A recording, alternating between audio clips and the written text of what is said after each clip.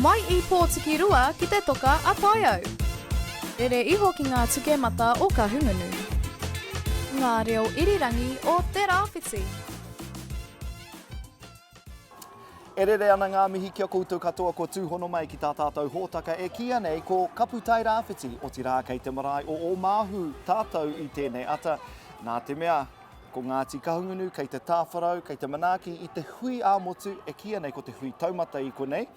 Ia tātou e kōrero ana mō tēnei mea te kotahitanga. Heoi anō, no tātou te whiwhi kua kotahi mai a Rāhina huata ki tā tātou hōtaka kei te tuahine, tēnā rawa atu koe. Tēnā koe mātai o tira, tēnā koutou e te hunga mātakitaki. Nau mai ki e nei whenua taurikura oku. E mea ana koe, te ātāho hoki o te wāhine. Speaking of which, as we all know, Ōmāhu Marae recently hosted the Hui Taumata here. And Rāhina and I were very, very lucky to be present amongst the multitudes that converged onto Ōmāhu Marae to soak up the atmosphere as well as hear many of the kaupapa pertaining to kotahitanga and future thinking discussed as well. In fact, Rāhina was lucky enough to get a behind-the-scenes look to see how the kāinga prepared themselves for this huge event, and that story is coming up very, very soon. Engari, te tuatahi kia whakarongoa ke tātou ki ngā taipitopito kōrero o te wāhuri I te Tairawhiti.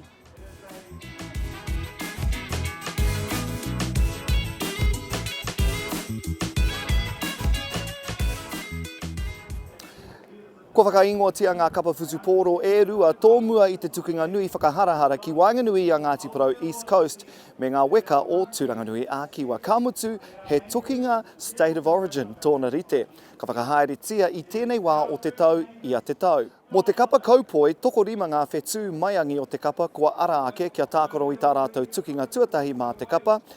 Hei te hauro I te rua karaka I tēnei rā, tū ai tēnei tukinga ki te auvu ara ki Tūranganui a Kiwa. Ki ka hungunui nāia nei, I tū te Hui Taumata ina nahi, a neke atu I te 3 mano tāngata I ikapahi mai ki runga I te marae o Ōmāhu. I tae mai a kingi tūheitia pōtatau te wherowhero te tuawhitu me te kāhui ariki. Ka mutu I tae mai hoki te Pāti Māori. Muia ana a Ōmāhu Marae e te tiningerongero. A kāti koira ngā taipitopito kōrero o te wā.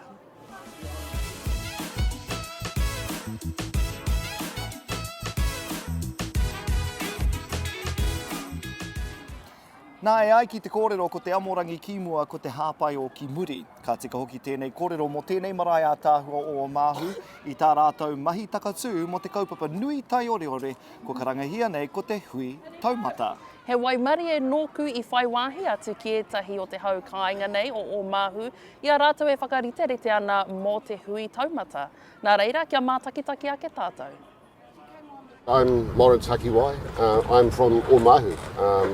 My home is just over there, and yeah, this has been my home all my life. Cool. Now the Hui Taumata is being held here at Ōmāhu Marae, and Ōmāhu also went through quite a bit during the Cyclone Gabrielle. Can you tell me about that, please? Sure. The Ngāriroro River is right behind us, and it burst its stop banks all the way along. The floodwaters came up there. I've got relations all the way up there, their homes are all wrecked. It came down, it got the school over there.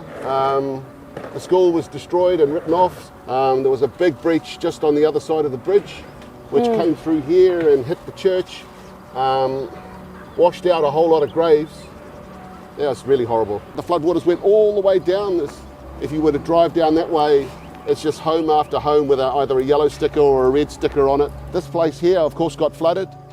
But thankfully it was only ankle deep, so everyone came down there, cleaned it out, because this became ground zero for the recovery. The kitchen was working, we had toilets here, there were generators for power, so everyone who was homeless came to live in our whare, and they ate here, they had toilets. Yeah, it was home for people for weeks. But you know, since then, it's brought our community together. This whole concept of having a community hub has been wonderful. I've seen cousins more in the past 18 months than I've seen in 40 years. And it's kind of, you know, it's energised our community as well. So we are going to have something like the Hui Taumata so that we can talk about kotahitanga. Given the trauma that Hawke's Bay and Ōmāhu went through, during Cyclone Gabrielle. What does it mean to host a hui this big? Well, it's amazing. This is like a rebirth for us. It's a chance to say, yeah, we're still pretty smashed up. You know, a lot of homes still can't be lived in. Yeah, people are living in their sheds. But yeah, we can invite people from all around New Zealand, and they can come here and they can talk with us. Yeah, I mean, it's a huge thing. Yeah. Can you take us on a tour of behind the scenes? Sure. Where are we going now? Well, we're going to go down to the engine room of the hui, which is the kitchen. And this is where 3,000, 5,000, hopefully not any more than that, will be fed. So we'll come through here. So the hangi is actually going to be made at one of my cousin's places, which is 3 doors down there. He's given over his backyard. Yeah. And then the baskets will be brought up here. And as you can see, is lots and lots of food ready for everyone. So this is where all the magic happens. Oh, yes, this is it. So this is our kitchen. And it has fed many, many people over the years. Oh, I know. buckets of stuffing ready to go. Yeah, I know, it's just perfect. And this is just for today's lunch. Yeah, I was just thinking, that looks like this today's. is to feed all the workers Yeah. who are here helping set up. Yeah, come through here. Come and see this. Wow. Look at the state of these pots. Cool. Those have been through some Yeah. ope. Yeah, this is incredible. Wow. I love this place. Kia ora e hoa. Kia ora. Thank you for taking the time out of your busy day. Ke te pai. Ko te puna tuku ungoa, no haimona ahau, ko koe Pātiki me Ōmāhu Marae. I'm lucky enough to have a princess from Ōmāhu, hence why I'm here. My role today is I'm in charge of our kitchen and our ringawera. My other half, Sage Mihaka, she's in charge of the wharekai.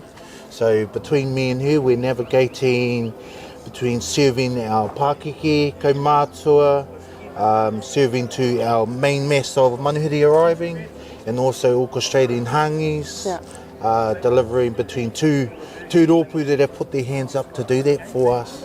Some huge kaupapa happening here in Hawke's Bay. Oh, it's beautiful to see. How's the preparation been going here? Yeah, it's been going good. Yep. It's been going good. We're lucky enough to have a lot of merging whakapapa here in Ōmāhu. So with whakapapa comes our connections. So yeah, no, it's been great. Kia ora. What do we have left to do? So today we've based on our last pre-prep for mainly hangi and our hot kai. We've got a lot of action out the front coming in, bringing our bright lights. So that's all a big part. But for the kitchen, it's just the last little prep, a bit of chopping here and there, and then packing. Awesome, mahi. For the masses that are set to arrive our pōpō, what message do you have to send out to them? Ko taitanga being the focus. We are Māori. We can be Māori. Arrive with positivity on our mind. Bring a lot of that to our kōrero. Also, be kind to one another. Help everyone throughout our day. And it doesn't end till all of our whānau get home safely, eh? Beautiful. E mihi atu ana ki a koe, ki a koutou. That's where all the magic happens. That's, you know. But e ai ki te kōrero, ko te amorangi kimua, ko te hāpai o kimuri that go 2 and 2. Rawe, e mihi atu ana ki a koe te tingane. Tēnā koe. Kia pai mai hoki kārawe Ōmāhu me te iwi whānui o Ngāti Kahungunu. Tēnā koutou katoa. Tēnā hoki koe Rāhina. Tēnā he pātai tāku. Me hoki mai anō koe? Ka tae koe te hoki mai a kōko? Ai, ka pai. Me hoki mai ka tika. Now, speaking of tomorrow, we're heading to Ruatoria. Yes, to meet a man who's making big strides, literally, out on State Highway 35 as he prepares for a big event. That story coming up āpōpō. But for now, e te ti, e te tā, mai I Ōmāhu Marae. Hei kona.